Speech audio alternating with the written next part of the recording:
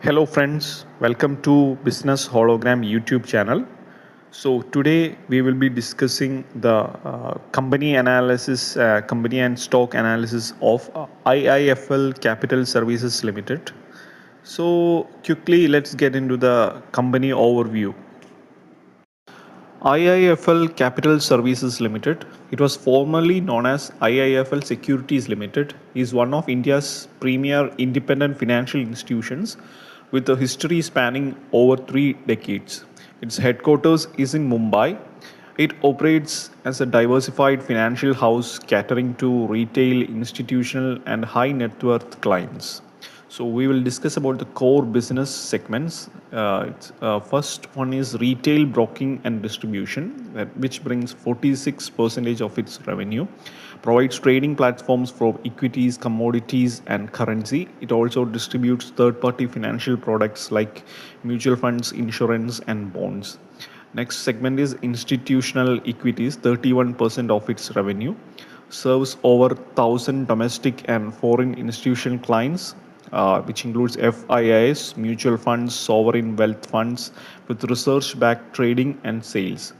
Next segment is investment banking, facilitates IPOs, QIPs, rights issues, and M&A advisory. The firm is a recognized leader in block placements. Next segment is wealth management and advisory, focused on HNI and affluent segments, offering portfolio management services and alternative investment funds. So, coming to other details, the market capitalization of the company stands at 9,643 crore as of April 2026. It falls into the mid cap segment. Its current share price, based on the last closing of the market, is 311 rupees. A 52-week range, if you look at the share price, the lowest price was 208 and the highest price touched is 411. So we'll discuss some other details like the leadership team. Current chairperson and independent director is Rekha Warrior, and co-promoter and managing director is R. Venkataraman. Narendra Jain is the whole-time director. So next we will get into the financial performance analysis of the company for the last 4 quarters. You can see in the screen the parameters listed, which is the total income, total expenses, profit before tax, profit after tax, and earnings per share of the last 4 quarters. So some of the key trends and analysis that we can derive from this data uh, is first is a sequential growth. Q3 FY26 saw a massive rebound with PAT jumping 120% compared to Q2 FY26. This was driven by a 31.6% increase in total income, likely due to resurgence in capital market activity and investment banking deals. Year on year comparison, if you take, while Q3 FY26 revenue grew by 11.5% compared to Q3 FY25, the net profit fell by 5%. This in margins is largely due to higher employee cost and strategic tech spending. Next, we will see the operating margins. The operating profit margin has stabilized around 35% on a trailing 12 months basis, down from the peak of 44% since FY25. If we talk about the dividends, reflecting the strong Q3 performance, the board declared an interim dividend of rupees 3 per share in February 2026. Next, we will examine the key strategic focus of the company. IIFL Capital Services is currently executing a multi-year transformation labeled as the Wealth to Legacy Pivot. So, first we will look into what is the Wealth to Legacy Pivot. The primary strategic goal is to reduce the volatility of transaction-based revenue by increasing annuity-based revenue. So some points to consider in this aspect is first is the target segment, moving aggressively to capture the affluent and HNI segments in India's tier 2 and tier 3 cities. Service expansion is the next point. Transitioning from simple stock execution to offering estate planning, portfolio management services, and alternative investment funds. The next key strategic focus area of the company is institutional leadership and merchant banking. The company is leveraging its top tier research desk to dominate the institutional space.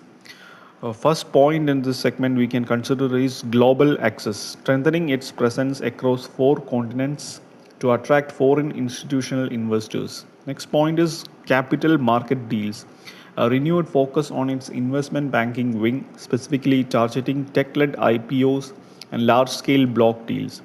The February 2026 Entrepreneurial India Global Investors Conference highlighted this, featuring over 150 corporate leaders. Next key strategic focus area of the company is technology and product integration. To compete with fintech first brokers, IIFL is investing heavily in its digital ecosystem. First point in this strategic focus is unified ecosystem, integrating US stocks, commodities, mutual funds, and fixed deposits into a single mobile interface to increase wallet share per customer. Next point under this key strategic focus is AI driven research. Rolling out AI powered tools like their AI versus Indian IT analysis frameworks to provide retail investors with institutional grade data. Next, we will look at the ownership structure of the company. You can clearly see from the screen the promoters and promoter group hold 30.93% of the shares. Foreign institutional investors 16.51, domestic institutional investors 4.39, retail and others 47.16, and mutual funds 1% each. So we can derive the information that the promoters hold 30.93 percentage, that is considerable stake in the company. The company is led by first generation entrepreneurs. The core holding is primarily split between the two founders who are Nirmal Jain, approximately 12.5 to 13% direct stake, and R. Venkataraman, approximately 2.8 to 3% direct stake. The remaining promoter stake is held through family trusts. Next is the institutional and foreign backing, which constitute 20.9%. A defining feature of the IIFL Group's ownership is the presence of heavyweights like Fairfax India Holdings. Fairfax has historically been a major anchor investor in the group.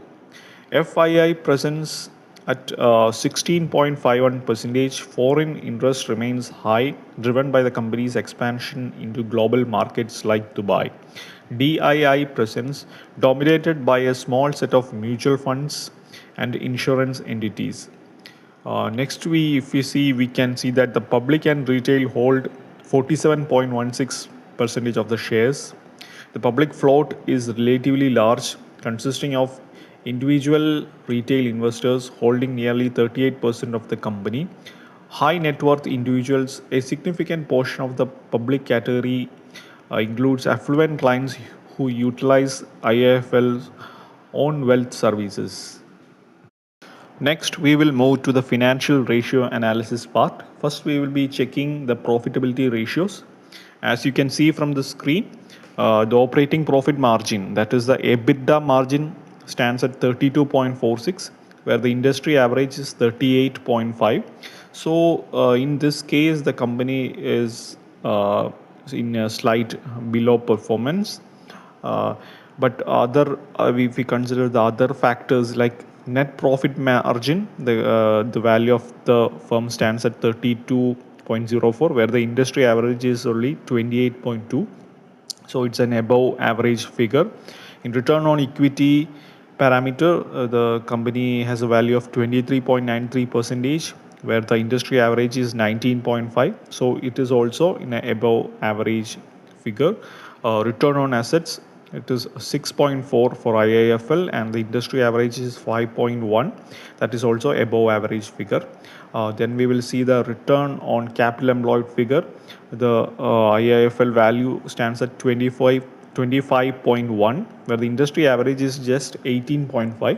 So it has shown strong outperformance in this parameter. Next, we will consider the leverage ratios. First is a debt to equity ratio. For the company, the value stands at 0.39, where the industry average is 1.224. So it is very low, and it is a positive sign for the company. Interest coverage ratio stands at 6.96, where the industry average is just 3.1. So that is also excellent figure. Next, we will look at the valuation ratios of the company. We will be mainly focusing on the three parameters, three ratios, that are price to earnings, price to book value, and price to sales. So as you can see from the screen, the price to earnings ratio stands at 15.8, where the industry average is 18.5. So it is a bit undervalued. That is a good sign of the stock. Next, if we look at the price to book value, we can see that IIFL has a value of 3.2, where the industry average is 3.8. That is also a reasonable value. It's in the lower side. It's reasonable and a good value.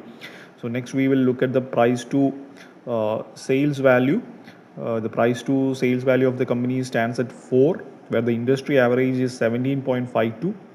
So we can clearly say that it is significantly undervalued, and it's a positive sign if we talk from the perspective of an investor. So that's all about the financial ratio analysis part. So now we will do a quick SWOT analysis of the company. First, we look at the strengths part. The first point that we consider is diversified revenue streams. Unlike pure play discount brokers, IIFL has a balanced mix of retail broking, institutional equities, and growing investment banking and distribution wing. Next point is institutional leadership. A dominant research desk and strong relationships with over 1,000 domestic and foreign institutional investors.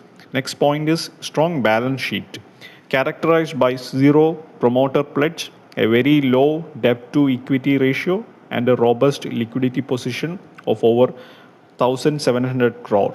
Next point is brand heritage. Over 2 decades of IIFL brand equity, which is crucial for building trust in the high ticket wealth management and PMS segments. Now we will check the weaknesses part. First point that we consider is high operating costs.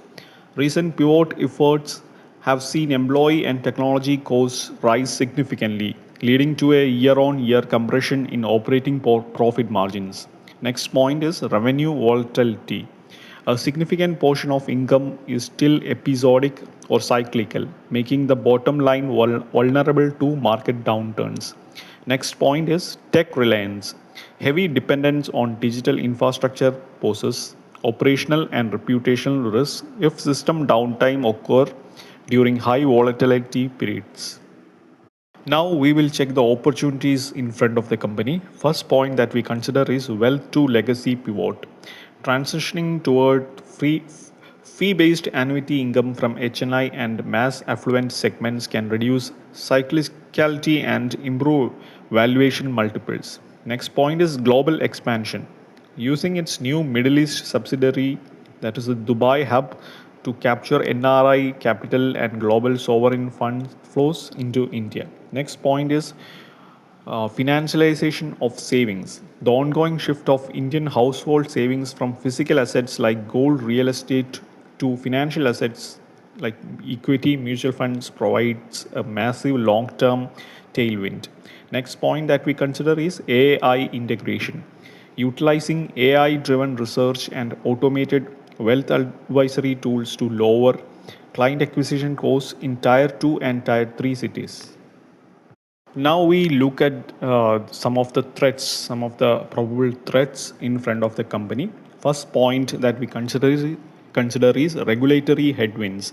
Constant shifts in SEBI regulations regarding margins, F&O trading rules, and onboarding processes can impact volumes and compliance scores. Next point that we consider is aggressive competition. Intense pressure from both zero brokerage discount firms and large bank backed players. Next point is macroeconomic volatility. Sustained high interest rates or global geopolitical tensions could dampen capital market activity, impacting IPO pipelines and trading volumes. So that's all about the SWOT analysis of IIFL Capital Services. So friends, now we have reached an end to the company and stock analysis of IIFL Capital Services Limited. So if you found the video useful, please like, subscribe, comment, share, and support. Thank you.